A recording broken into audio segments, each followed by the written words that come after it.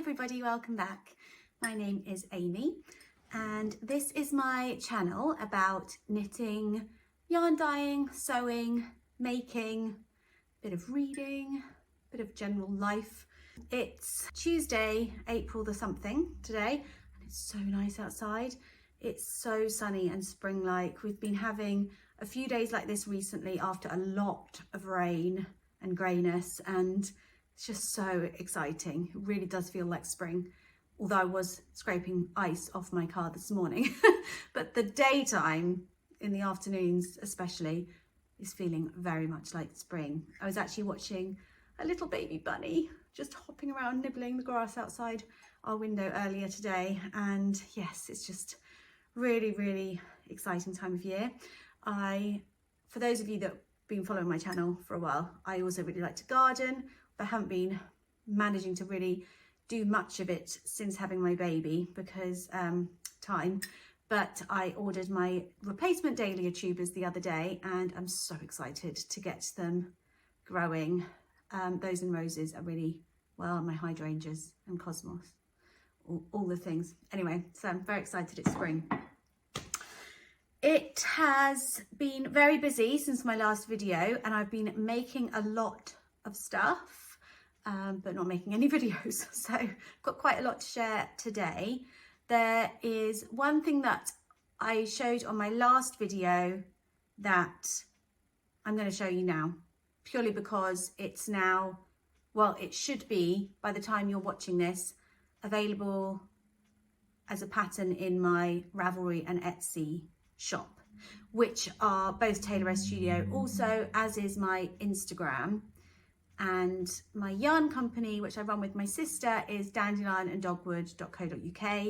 Although there's not really anything in the shop at the moment except for our advent calendar, which I know is super early, but that just seems to be what has to happen with advent calendars, yarn advent calendars. This, I think it's our fifth, it might be our 5th year. Anyway, I'm super excited about that. There's that, and there is a yarn club in the shop. And nothing else really, because we've done a new logo and we are updating the website. But there is also an option now on the website to sign up for our newsletter, so you can do that. And then you will know as soon as there is anything in the shop.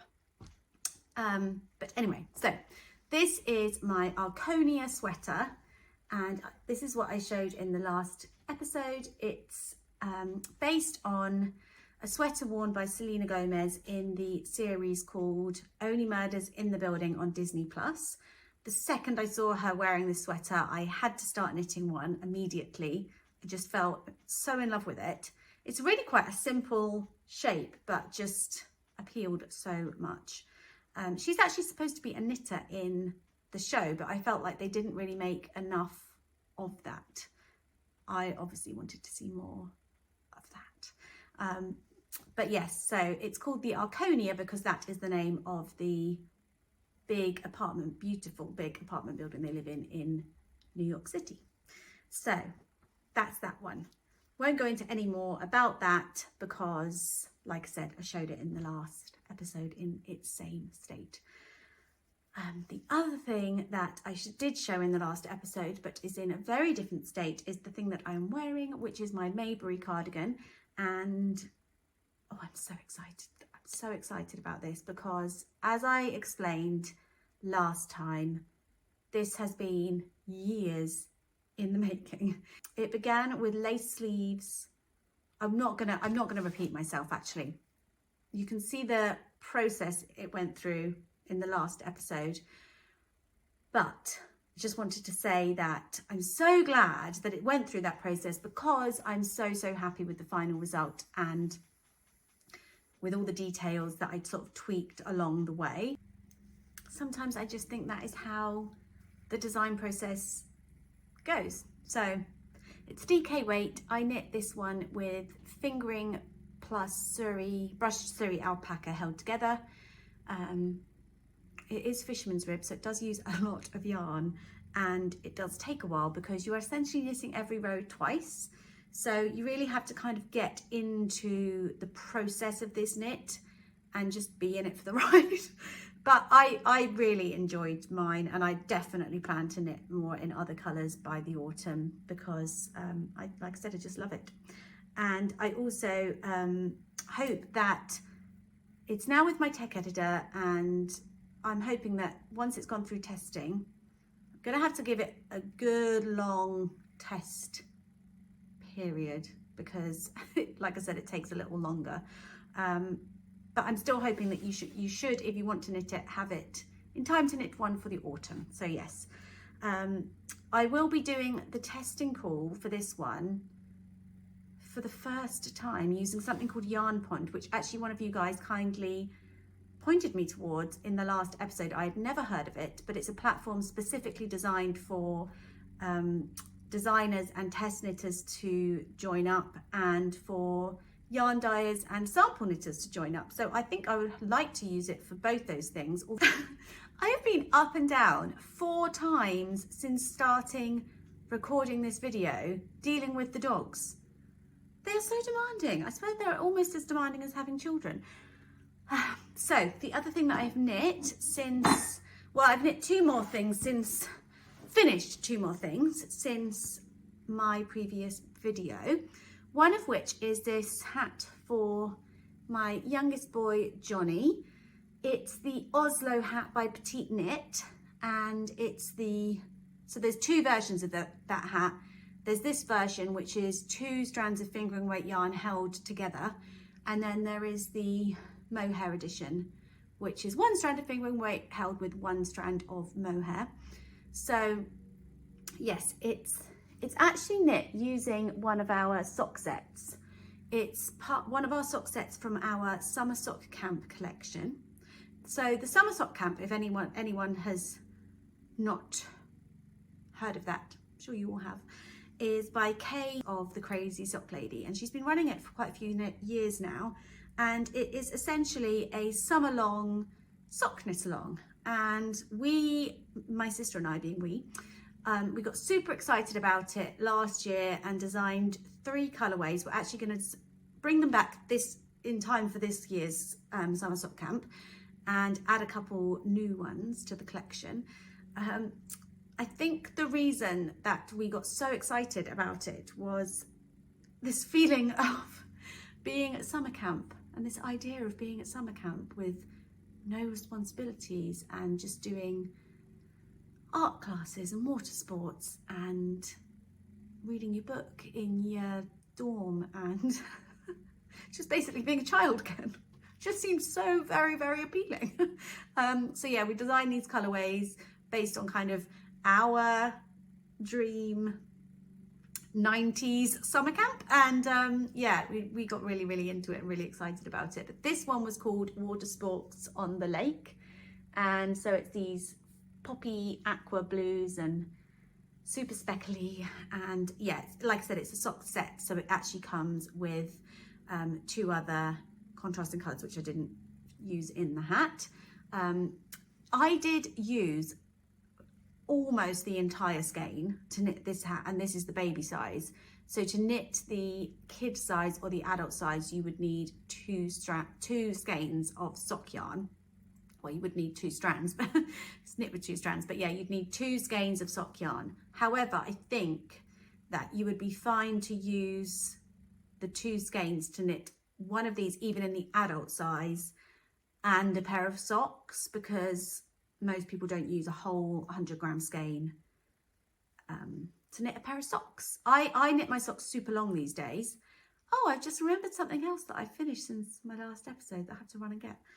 Yeah, I knit my socks super long these days, and even that doesn't use a whole 100 grams. So I think especially if you were going to do the socks with a contrast toe, heel or cuff, or all 3 of those, you would be able to get a pair of socks and the hat out of 2 skeins of sock yarn. So yes, this hat was so quick to make and super fun. The only thing I would say is that it was a little tough on my hand. My hands are quite sensitive to a tighter gauge of knitting, so they struggle more with socks than with the same weight yarn knit up as like a shawl. So it's to do with the thickness of the yarn in comparison to the size of the needles. So the sort of tighter the gauge is, the more I find my hands struggle. And because this is held double, and it's it's deliberately to create this super warm, dense fabric, which is lovely for a hat.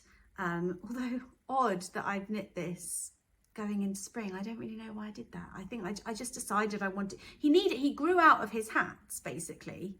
And I thought, oh, I need to knit Johnny a hat. And it didn't occur to me. It's like, well, actually, the winter's nearly over. I don't know. I also knit my niece a pair of mittens for her birthday in March.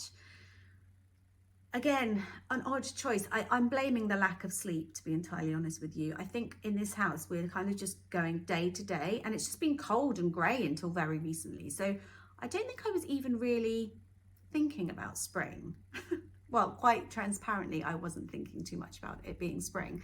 But yes, it's a super, super warm, gorgeous hat. I love this folded brim detail. At first I was a little unsure about it. I thought, is it going to be really, really bulky on him? But it looks so cute on him. I really love it. And I definitely want to knit one for Jack, who's my older boy, and Jan, who's my husband, and myself in time for the autumn. I think that would be, it's just such a lovely pattern. But I would probably knit the fluffy one for me. Yes, Oslo hat by Petite Knit. Another recent finished make was this pair of socks, which I think I'm going to write up as a pattern. So I designed this pair toe up, but with a heel flap and gusset. And what I think I'd quite like to do is have the pattern so that you've got the option to do them either way. So, you one pattern, but you can approach them either toe up or cuff down, depending on your preference, or as a good way to try out toe up and cuff down with the same sock and see which you prefer. I think that'd be quite fun. I have bits I like of both. So I don't think I've got one that I prefer over the other, but I've got elements I prefer to do one way than the other, if that makes sense. Like I love the cast on for a toe up sock. I love how neat and easy and cute that is. And I love yeah, I don't know. I've got bits and pieces from either that I prefer, and I think they just balance themselves out. So I couldn't say one way or another, but it's nice to vary it, I think, anyway, just to keep things interesting. Just like it's nice to vary the style of toe you do, the style of heel you do, all those kinds of things, just to, yeah, just keep things varied. So as you can see, they're a rib, kind of sports sock almost. I've been wearing socks more visibly recently, and I just thought these would be really nice in a rib. I love this colorway. I showed this on my previous episode. It's our newish colorway called Daisy Fellows, and this lilac in here is called Steel Magnolias, which is inspired by what they wear in the beauty salon in that film. They're 60 stitches on a 2.25mm needle, which is my standard sock size. So that's all my finished knitting. Finished sewing wise, I finished the quilt that I showed you last time, which I'd done. So I'd finished all the patchwork, but I hadn't actually quilted it or bound it. So that is this. It's really, really obviously very hard to show, so I will pop you in some footage of it as well, where you can see it a bit better. But it's quite big and it's really lovely and cozy. I've been just using it constantly since I finished it, and I'm really, really happy with the fabric that I got for the back, which I don't know if I actually had it. I don't think I did. I think I mentioned it in the last video, but I don't think I actually had the fabric yet. But it's a, just make sure, I'm just going to hope that it focuses on it when my face is out of the way. So it's this fabric by Heather Ross, and all the colours in it just pull together all the colours that I've used in the top of the quilt, which is amazing really, because the ones in the top of the quilt are quite a broad range. It's really quite a scrappy quilt, but I just adore this print. It's so whimsical, and I don't know, it makes me think of lots of nice things like Winnie the Pooh illustrations, but also Some of the books I've got for Jack, which are like the Hoodie type atmosphere ones, the Moomins and stuff. There's just, I don't know, it's got really good vibes, that fabric. Love it. Really, really happy with it. And then for the binding of the quilt, I just used up predominantly this one, but I didn't have quite enough. So then I went in with just a bit of that one, which were both fabrics that featured as stars on the front. So I really, really enjoy making quilts. They are quite a long-term project, but in terms of the value they bring and like weighing that up against the time that they take, I think they are beyond worth it. So I'm super excited to crack on with the next one that I have. So yes, finished that ages ago. Sorry, that was the coat hanger. Been using it ever since, and it's already been washed about 3 times because that's the life of a quilt in this house with kids and dogs. I made Jack, who is my 7-year-old, a costume for World Book Day. So I asked him who he wanted to be, and he said Looshkin, who is a character from these books by Jamie Smart. So Jamie Smart also writes Bunny versus Monkey and the Phoenix comic, which is an actual comic. I mean, these are comics, but it's a, you know, magazine-y type comic that comes, I think we get one every 2 weeks, or is it every week? I can't remember. Jack, up until these books, never showed any interest in reading independently whatsoever. He actually never showed any interest in reading in any capacity. But these, he will just devour them. And they've been really, really helpful in terms of him going off to sleep at night, because he does get quite a bit of bedtime anxiety. But these have made it so much better, because he'll got a little torch and he will sit and just basically read himself to sleep. And I mean, I can so see, in as much as I can understand the psyche of a 7-year-old boy, why these are so appealing. I mean, the colours in them, the silliness in them, but at the end of the day, however silly they are, he's reading. So that's, you know, there's a decent, I mean, admittedly it's a lot of pictures, but there is a decent amount of text on the page. So yeah, that's been a really, really good craze that's been going around at his school that he's joined in on. So yes, he wanted to go as Looshkin, who is this blue cat.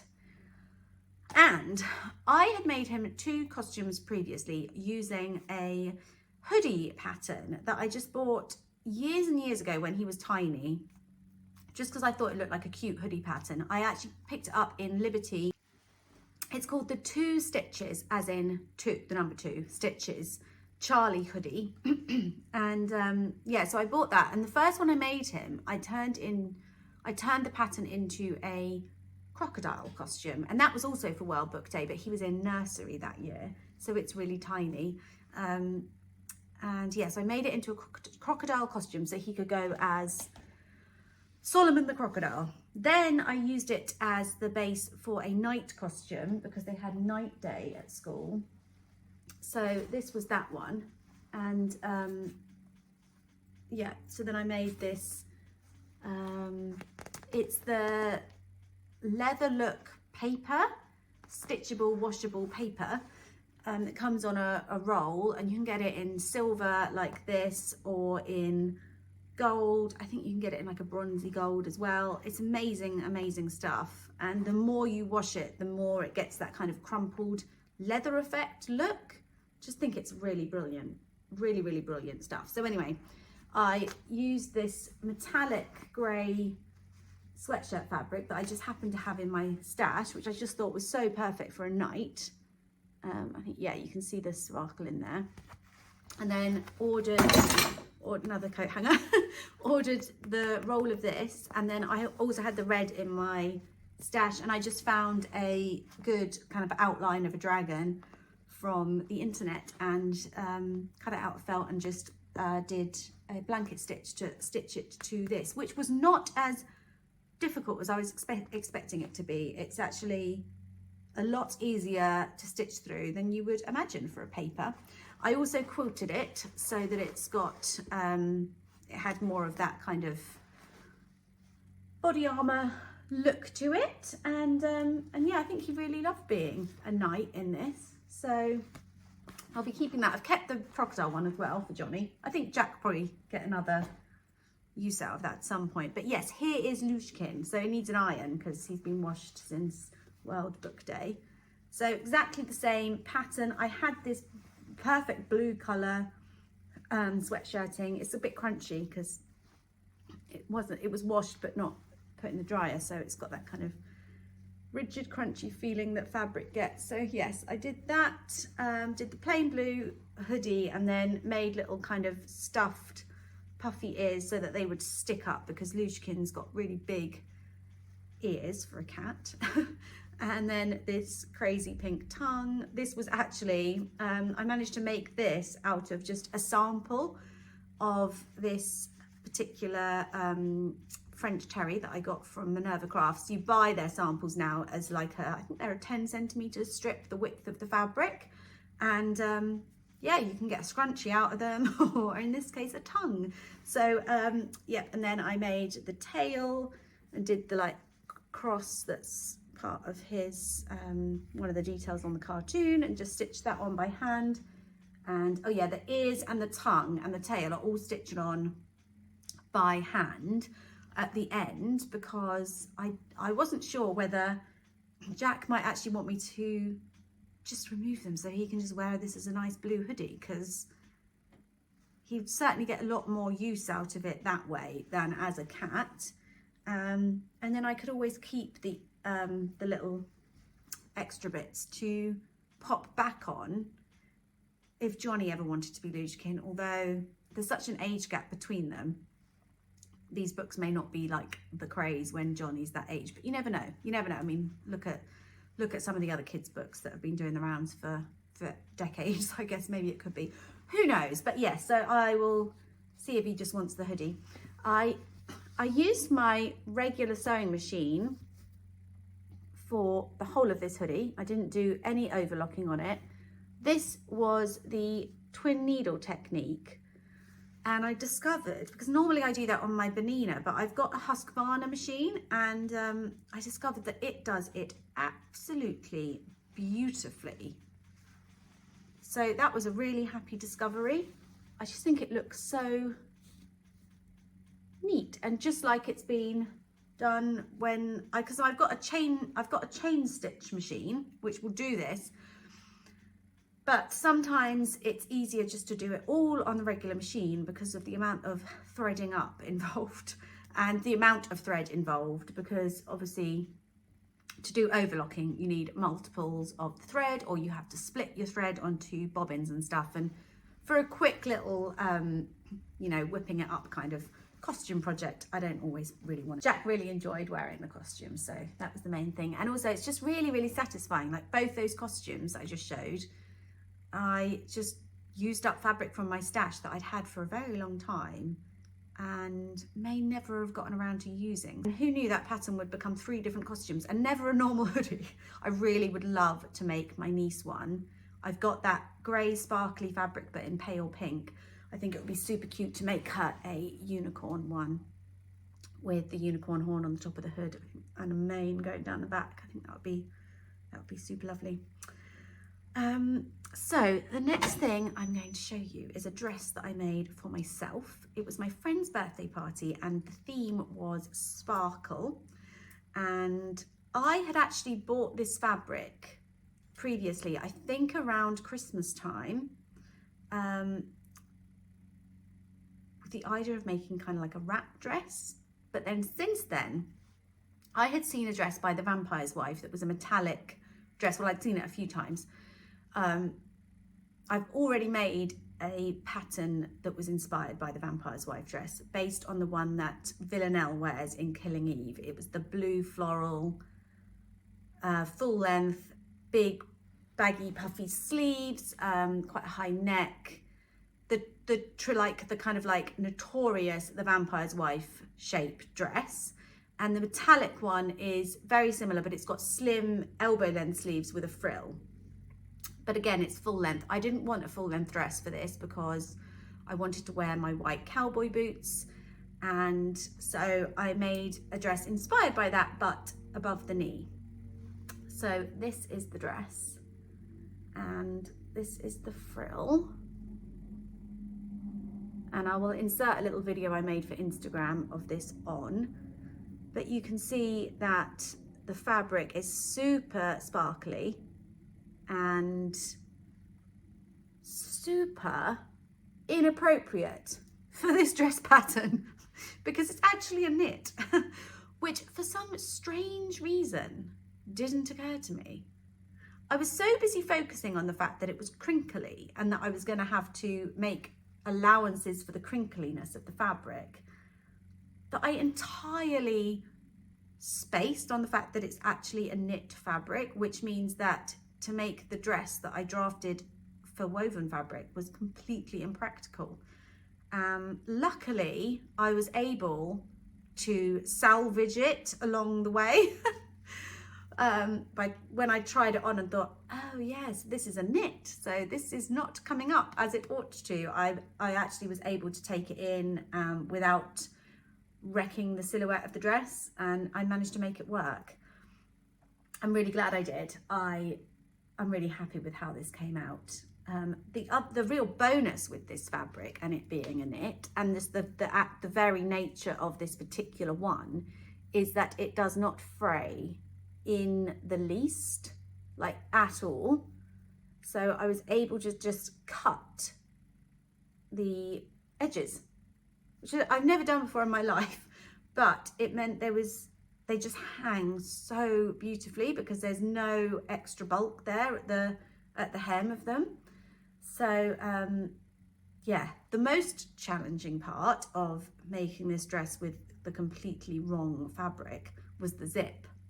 So I tried a few different techniques inserting the zip and ended up going with hand-picked zip in the end. So I stitched it all. I don't know if it's my silly face, it wants to focus on my face and not on what I'm showing you. And if I get out of the frame, I can't see whether or not it's focused. So hopefully it is. Yeah, so I did a hand-picked zip and I had to kind of stretch the fabric enough so that it was in its on the body stretched out state, but no more, so that it didn't then bow. When I stitched it in without having stretched it that amount, it puckered in. So yeah, basically the moral of the story is, don't make a dress that's been pattern cut for woven fabrics out of a knit unless you enjoy having a challenge on your hands.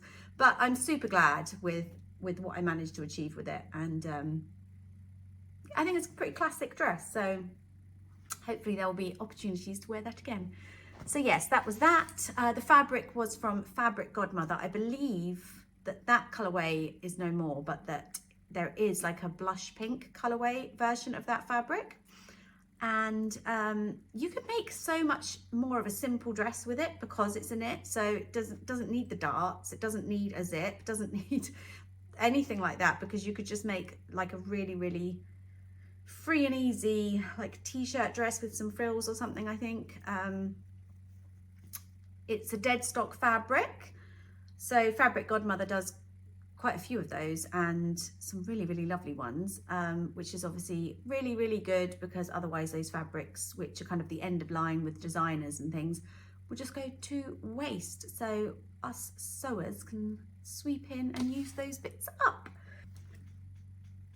Another thing that I've got on my needles at the moment is the beginnings of one of my Chartres cardigans, which is an Aran cardigan, and I am knitting this one in our Bend and Snap colourway, which is similar strength to the Pyrex, but it's a much, much bluer pink.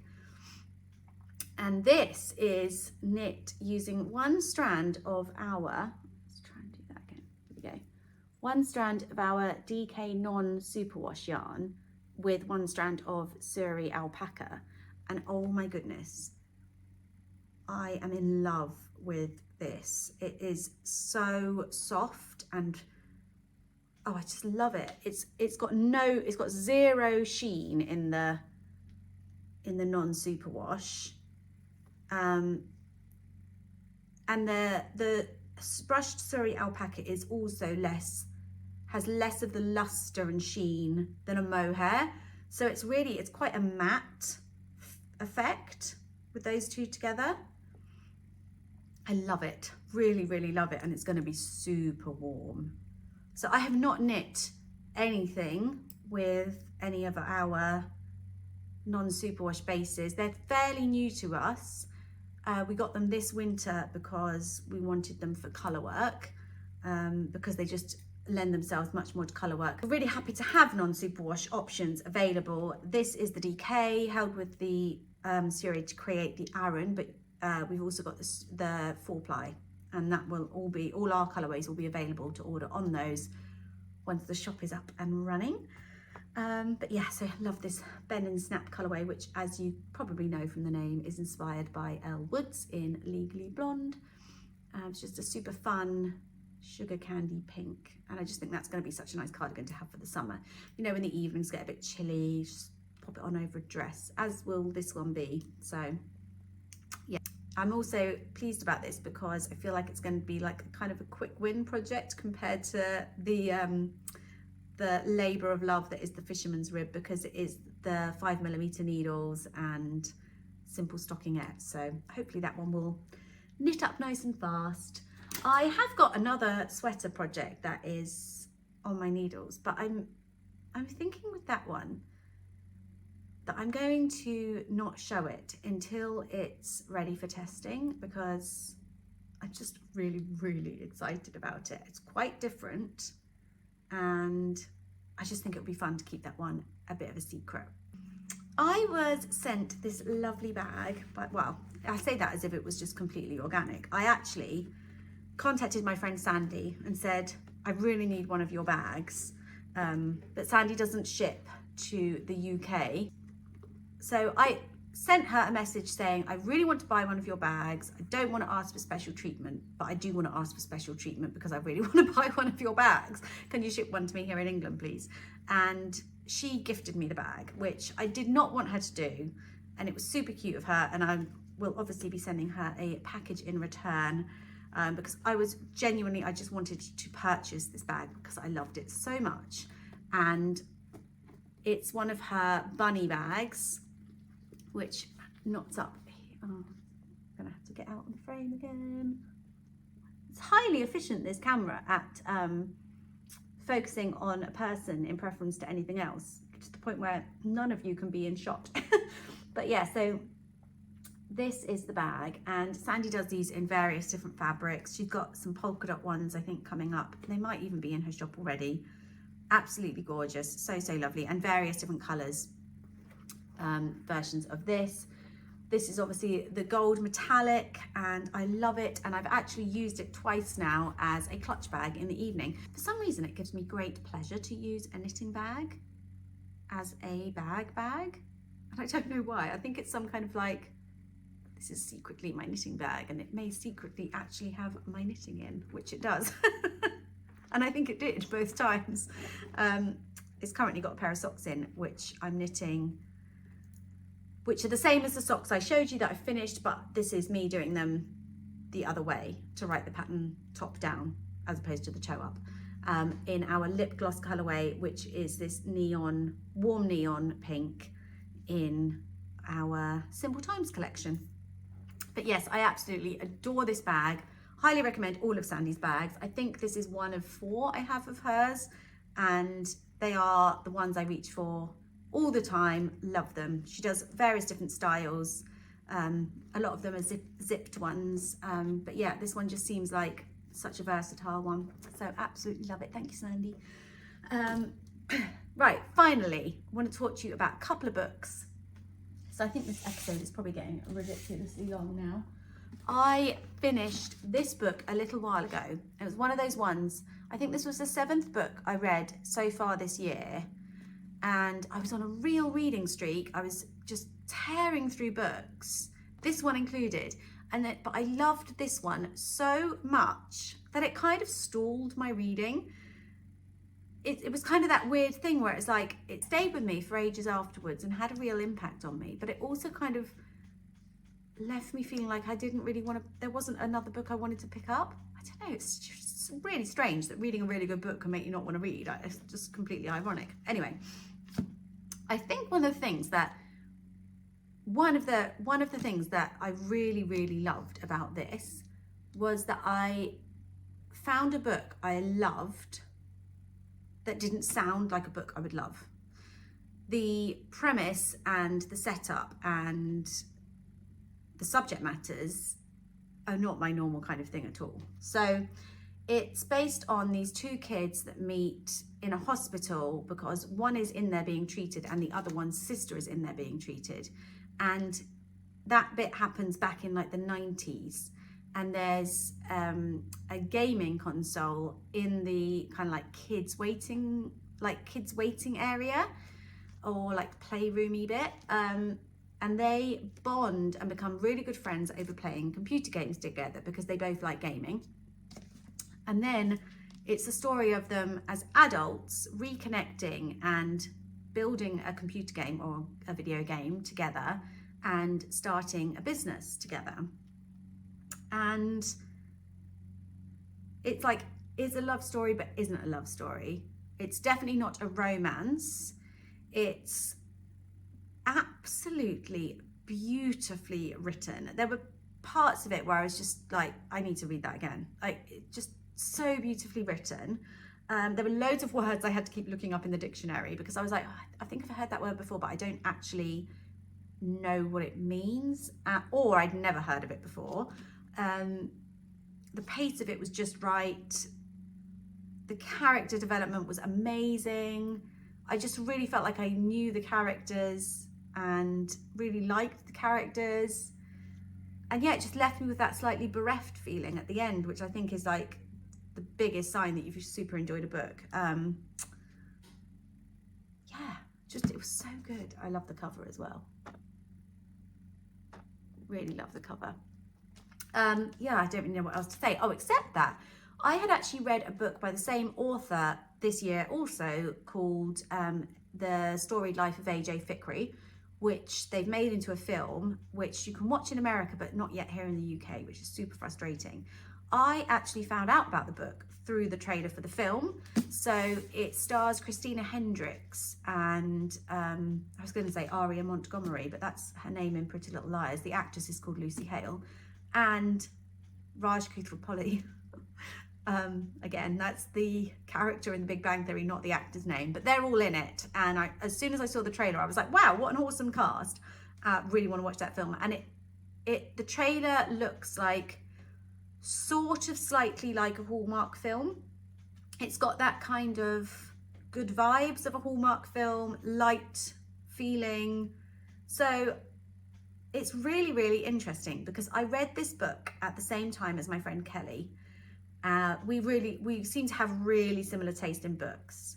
And I had seen the trailer of the film. She didn't know it was going to be a film. And she had not seen the trailer that gave it this kind of rom-com mood, you know? So when I read the book, I was reading it as if I was like with that in my head, I think. And when we both finished the book, she said, oh, I don't know, I just found it so sad and a bit depressing. And yeah, and I was like, oh, that's so funny because that's not how I read it at all. Like, I knew obviously sad stuff happened in it. I was like, but the overall vibe I got from it was this kind of like warm, slightly like lightweight, feel-good vibe, which she did not get at all. And I think that was all because I had seen that trailer and she hadn't. So I was set up to read it as that. But it's really interesting because I don't know how I would have read it if I hadn't seen that trailer, or how she would have read it if she had.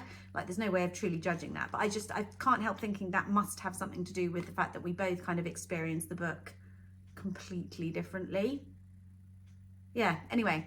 But one thing I would say is her writing in that book compared to this book was so different. I would never, ever have had them down as being written by the same person. It's really interesting, but they're both really good books. This one by far outdid AJ, and I was much more expecting to love that than this. This one has done my husband a real favour because he is a gamer, and I've always sort of thought, such a waste of time. Like, I sit here and knit, and at the end I get a knitted garment, and you sit there and do that, and at the end what do you get? Like, such a waste of time. Why would you want to do that? Fair enough. But this gave me such a new kind of appreciation and understanding of the whole creativity that goes into producing these games, and in the kind of experience as the player of playing these games, which I had never considered or given the time of day to the point where I then agreed to watch with Jan the TV adaptation of a game that he had played. He's played both games, it's games 1 and 2.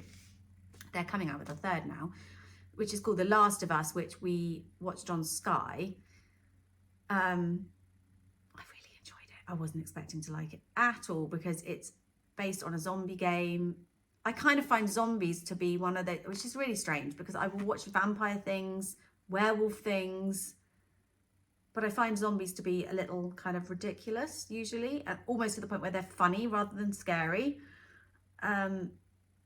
But this was actually really, really beautiful, this TV series. So if you haven't seen it, I would really recommend it, even if you don't think it's up your street. The relationship between the two main characters is so really subtly but really well developed, and yeah, it's just it's a really, really good series. So since finishing Tomorrow and Tomorrow and Tomorrow, I had a big gap, like I said, because I couldn't really face picking up another book. But then I did, and I chose this one, which my husband had picked out for me in Waterstones when we were in there together. He picked it up and read the back and said, oh, I think this sounds good for you. Love story, a ghost story, a house as old as memory, a city as slippery as a labyrinth, an island as wild and deep as a continent, and two young people destined to meet in the eye of the storm, carrying the fate of it all on their shoulders. Literally sounds right up my street, and it's definitely been completely different than I kind of imagined it to be based on that so far, but I'm so enjoying the writing style. So it's really interesting because the whole book is written in the kind of lyrical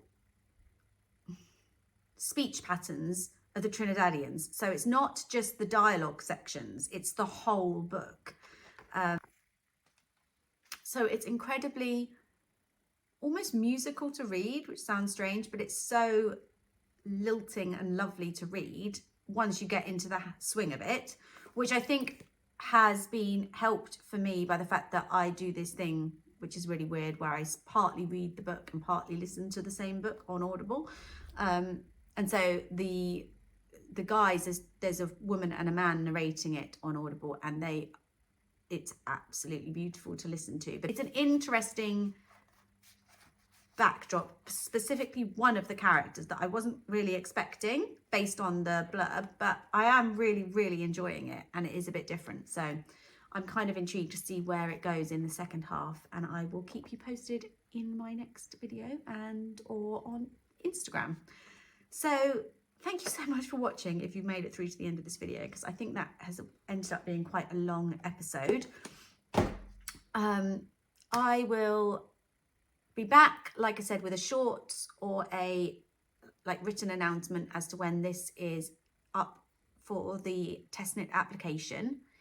I will do the same when the shop is filled with regular yarn, but if you do want to get a yarn advent, or for anyone who doesn't really know what that entails, maybe it's basically an advent calendar to open over the course of December, as any other advent calendar is, and it's a mini skein each day, so a 20-gram mini skein of sock yarn, which is either, in our case, we're offering it on normal sock or sparkly sock, Each day is its own separate colorway and individually wrapped so that it's all a surprise.